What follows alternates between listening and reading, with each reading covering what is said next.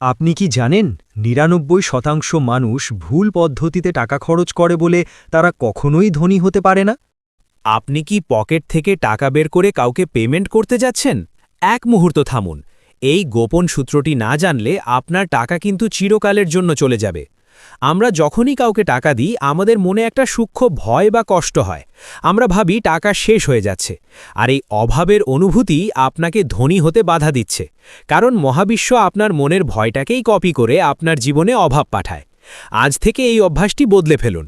যখনই কাউকে টাকা দেবেন বা স্ক্যান করবেন, মনে মনে এই শক্তিশালী বাক্যটি বলুন, ধন্যবাদ আমার বন্ধু, যাও দুনিয়ার সেবা করো এবং আরও অনেক বন্ধুকে নিয়ে আমার কাছে ফিরে এসো।